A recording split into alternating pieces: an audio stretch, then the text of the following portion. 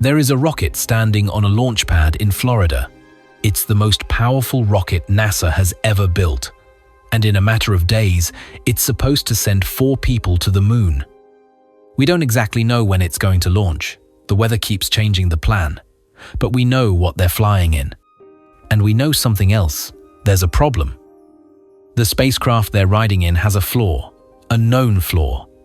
One that NASA discovered 2 years ago and still hasn't fixed. Some experts say the agency should not be putting people on board this vehicle. Others believe NASA has done enough.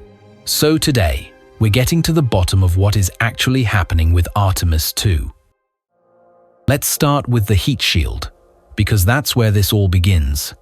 When the Orion spacecraft returns from the moon, it hits Earth's atmosphere at approximately 25,000 miles per hour.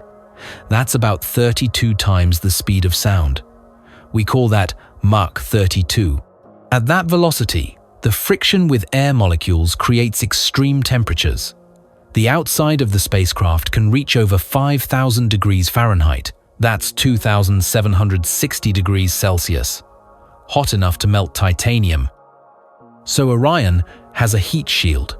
It covers the bottom of the capsule 16 feet across. The material is called avcoat. It's an ablative material, meaning it's designed to burn away in a controlled manner. As it chars and erodes, it carries the heat away from the spacecraft. The crew stays safe inside. This is not new technology. We used avcoat during the Apollo missions. We have decades of data on how this material behaves. We know what it's supposed to do. But here's the problem. When Artemis I returned to Earth in December 2022, the heat shield didn't behave the way it was supposed to. The mission was uncrewed. It was a test flight. The first voyage of the Space Launch System rocket and the Orion capsule together. They went around the moon and came back. Everything worked. The capsule splashed down in the Pacific Ocean. NASA called it a success. But when engineers examined the spacecraft, they found something unexpected. The avcoat material had charred. That's normal. But in about 100 spots across the heat shield, the charred material had cracked and broken off in chunks. Pieces of it were just gone. That's not supposed to happen. If astronauts had been on board, they would have returned safely. The temperature inside the cabin stayed steady in the mid-70s Fahrenheit. The crew would have been fine. But NASA doesn't work that way. They've learned the hard way that when something behaves in a way it shouldn't, you don't ignore it just because nobody got hurt. You find out why it happened. You find the root cause. So they began an investigation.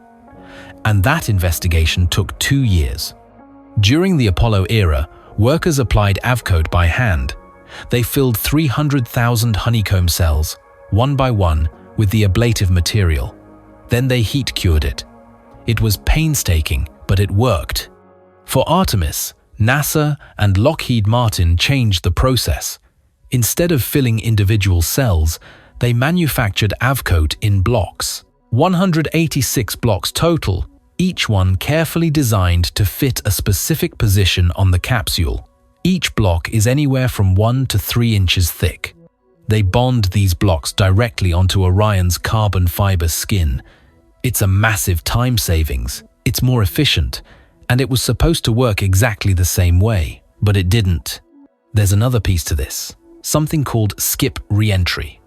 When you're coming back from the moon, your velocity is much higher than coming back from low Earth orbit. So NASA uses a technique where the capsule dips into the atmosphere, then briefly lifts back up before making its final descent.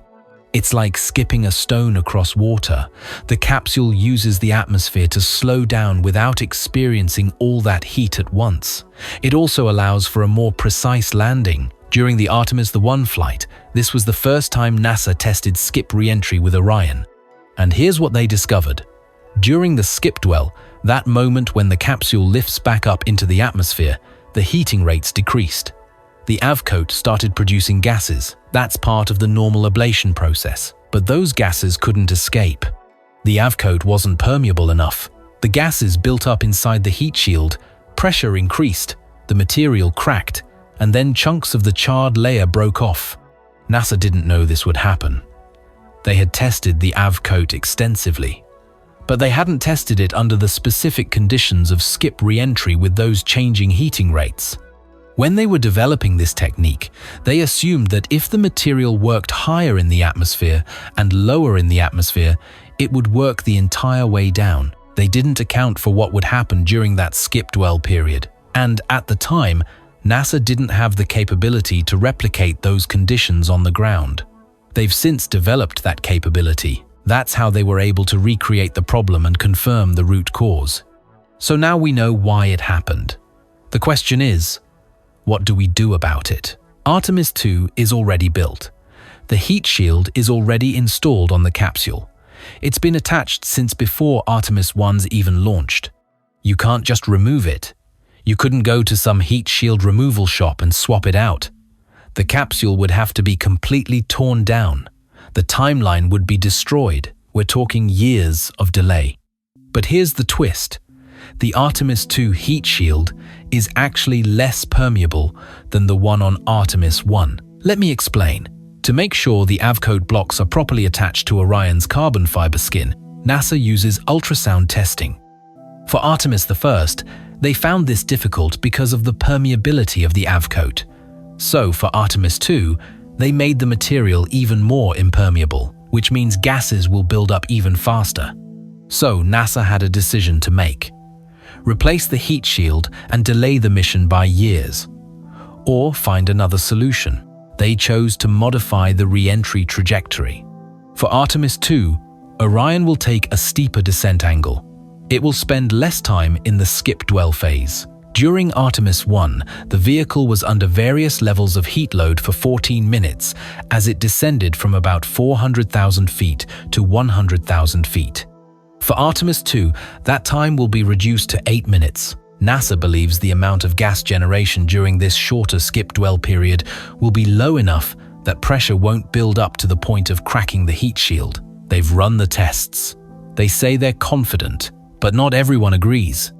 Dr. Charlie Kamada is a former NASA astronaut and heat shield expert. He spent 2 decades working on thermal protection for the space shuttle. He was part of the first crew to launch after the Columbia disaster in 2003. Kamada says what NASA is doing is crazy. He's spent months trying to get agency leadership to listen. He believes they should not be flying astronauts on this capsule. Dr. Dan Rasky worked at NASA for more than 30 years. He's an expert on advanced entry systems and thermal protection materials. He agrees with Kamada. Rasky says, when the heat shield is spalling, when big chunks are coming off, you're right at the point of failure. It's like standing at the edge of a cliff on a foggy day. But others believe NASA has done the work. Dr. Danny Olivas is a former NASA astronaut with an advanced degree in materials science. He was asked to review the heat shield investigation. He saw all the data in real time. At first, Olivas had doubts. He said he would be reluctant to fly on Orion.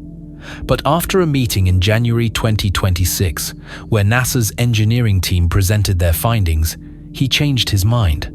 Olivas says the heat shield will crack. There's no doubt about it. But Orion has some built-in robustness. Underneath the AVCoat layer, there's a composite structure. During testing, it has been able to briefly survive the extreme temperatures of re-entry. If the AVCoat becomes so deformed that it starts to expose the underside of the spacecraft, that composite structure could serve as a last line of defense. It wasn't designed to be a backup, but it's there. NASA also conducted what they call damage tolerance evaluation. Informally, it's known as "what if we're wrong" testing. The AVCoat blocks are laminated onto a thick composite base. Inside that is a titanium framework. The engineers wanted to understand what would happen if large chunks of the heat shield were stripped away entirely. So they subjected the composite base to high energies for periods of 10 seconds up to 10 minutes. That's longer than the heating period Artemis II will experience during re-entry. What they found is that even in the event of such a failure, the structure of Orion would remain solid. The crew would be safe inside. The vehicle could still land in the Pacific Ocean. The composite layer beneath the heat shield is designed to withstand a maximum temperature of 500 degrees Fahrenheit during re-entry. During Artemis I, despite all the cracking and char loss, the maximum temperature recorded was 160 degrees. So any crew on board would have been safe, but that doesn't mean everyone is comfortable with the decision. NASA has come under fire from multiple angles. Some say the agency is being too conservative. The charring issue wouldn't have put astronauts in danger. Others think NASA is being too cavalier. They're flying a spacecraft with a known flaw because they don't want to delay the mission. The truth is more complicated. NASA spent 2 years investigating this problem. They conducted over 120 individual tests across 8 separate thermal test campaigns. They examined approximately 200 avcoat samples from the Artemis I heat shield. They used arc jet facilities to replicate the Artemis I re-entry environment. They performed hypersonic wind tunnel tests. They tested permeability. They examined the microstructure of the avcoat material. In April 2024, NASA established an independent review team to assess the investigation. The team was led by Paul Hill, a former NASA leader who served as the lead Space Shuttle flight director for return to flight after the Columbia accident. The review concluded in December 2024, and the team unanimously agreed with NASA's findings on the technical cause and the decision to fly Artemis II with the existing heat shield. Jared Isaacman became NASA's administrator in December 2024. One of his first priorities was reviewing the heat shield issue. He met with senior officials about it within hours of being sworn in. In January 2026, Isaacman convened a meeting at NASA headquarters. He invited the engineers who investigated the heat shield, the chair of the independent review team, and outside experts. He also invited Charlie Kamada and Danny Olivas. And he invited 2 reporters to sit in on the meeting for transparency. The meeting lasted more than 3 hours. The engineering team presented dozens of charts and data that had not been made public before. After the meeting, Isaacman said he had full confidence in NASA's decision. Olivas said he had changed his mind and would now fly on Orion. Kamada was less convinced. But even he thanked the leadership team for being brought in and allowed to have his say. So where does that leave us? Artemis II is scheduled to launch no earlier than February 8, 2026. The wet dress rehearsal, a critical fueling test, was delayed due to cold weather in Florida. It's now targeted for February 2nd. The 4 astronauts are in quarantine. Commander Reed Wiseman, pilot Victor Glover, mission specialist Christina Koch, and mission specialist Jeremy Hansen from the Canadian Space Agency. Wiseman and Glover are both former Navy fighter pilots. Both have been to space before. Koch spent 329 days on the International Space Station in 2019. Hansen will be the first Canadian to travel to the Moon. The mission will last 10 days. Orion will loop around the Moon on a free return trajectory. If the engines fail, the Moon's gravity will naturally send them back to Earth. No fuel required. They'll reach a distance of about 257,000 miles from Earth. That will break the record set by Apollo 13 in 1970. The crew will spend 3 hours observing the lunar surface. They'll see parts of the far side of the Moon that have never been seen by human eyes in sunlight. They'll study the terrain. They'll take photographs. They'll look for future landing sites. And then they'll come home. Orion will re-enter Earth's atmosphere at 25,000 miles per hour. The heat shield will experience temperatures of 5,000 degrees Fahrenheit. The capsule will perform its modified skip re-entry, and if everything goes according to plan, the crew will splash down in the Pacific Ocean off the coast of San Diego. But here's what makes this complicated. The modified re-entry profile constrains the available launch windows. Artemis I had a launch opportunity every 12 days. Artemis II has that cut by about 50%. In February, there are only 3 possible launch dates: February 8th, 10th, and 11th. If they miss those, they move to March. If they miss March, they move to April. And the wet dress rehearsal has to go smoothly. During Artemis I, NASA needed 4 fueling rehearsals because they had trouble with liquid oxygen temperatures, hydrogen leaks, and a valve problem. They've made changes since then. They've upgraded the connections between the rocket and ground equipment. They've redesigned that troublesome valve. They say this time will be different. But spaceflight is unpredictable.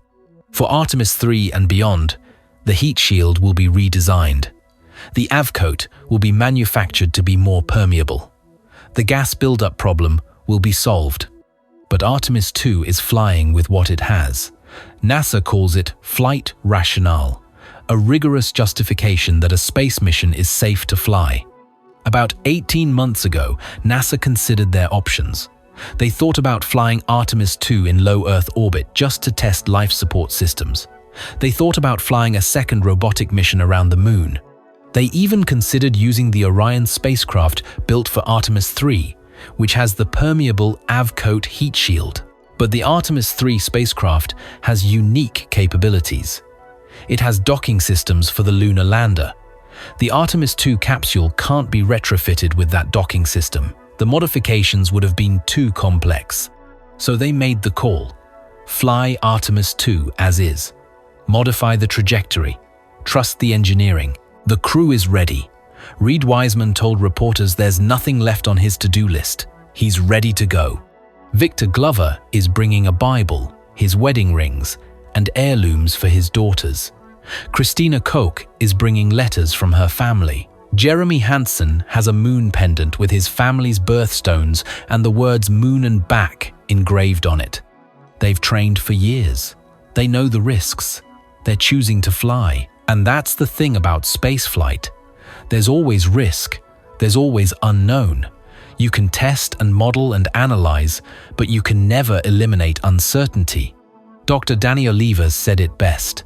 There's no flight that ever takes off where you don't have a lingering doubt. But NASA believes they understand what they have. They know the importance of the heat shield to crew safety, and they believe they've done the job. Some will say NASA is being reckless. Others will say they're being too cautious. The truth is probably somewhere in between. What we know for certain is this. The Artemis II heat shield is not perfect. If NASA knew several years ago what they know now, it would be designed differently. But they didn't know, and now they have to work with what they have. The question isn't whether the heat shield is ideal. It's not. The question is whether it's safe enough. NASA says yes. The independent review team says yes.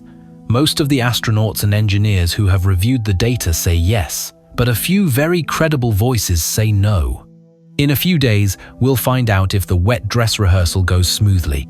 If it does, we could see a launch as early as February 8th. 4 people will climb into a capsule atop the most powerful rocket NASA has ever built. They'll light those engines, and they'll go to the moon. The first time humans have left Earth orbit in over 50 years. It's a test flight, a stepping stone to Artemis III, which will land astronauts on the lunar surface in 2027, and eventually, a sustained presence on the moon. And beyond that, Mars. But all of that depends on Artemis II coming home safely. The heat shield will crack. We know that. The question is how much, and whether the modified trajectory will be enough to prevent the kind of damage seen on Artemis I. We won't know until it happens. Space is risky. Our astronauts know that. NASA knows that. The goal is to be smart about the risks we accept.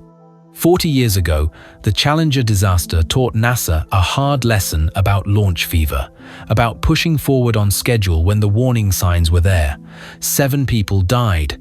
17 years later, Columbia broke apart during reentry. 7 more people lost. NASA learned again that when something behaves in a way it shouldn't, you can't just assume it will be fine. This time, NASA took 2 years to investigate. They built an independent review team. They invited dissenting voices to the table. They tested everything. Is it enough? We're about to find out. For now, the rocket stands on the launch pad. The crew is in quarantine. The engineers are running their final checks. And somewhere beneath that Orion capsule, a heat shield waits. Imperfect, tested, analyzed, understood as well as it can be. But space doesn't care about our understanding. It doesn't care about our models or our confidence. It only cares about physics. The crew will re-enter the atmosphere at Mach 32. The heat shield will face 5,000 degrees. The charred material will crack, and either the modified trajectory will work, or it won't. That's the reality of exploration. You do the math. You run the tests. You make the best decision you can with the information you have, and then you light the engines. What we know so far, NASA has identified the root cause of the Artemis I heat shield damage. Gases became trapped during skip re-entry, causing pressure buildup and cracking. Here's what the data suggests. A modified re-entry trajectory for Artemis II should reduce skip dwell time enough to prevent significant gas buildup. Some researchers believe the existing heat shield, combined with the new flight path, provides adequate safety margins for crew return. Others argue this interpretation. The Artemis II heat shield is less permeable than Artemis I, which could accelerate gas buildup despite the modified trajectory. What if the testing and modeling don't fully capture the complex thermal dynamics of lunar return at these velocities? What matters isn't the exact prediction. It's the margins. It's the backup systems. It's the years of data and decades of experience. NASA has chosen to fly. The crew has chosen to go. Soon, we'll know if they were right. For now, all we can do is watch and wait for the engines to light.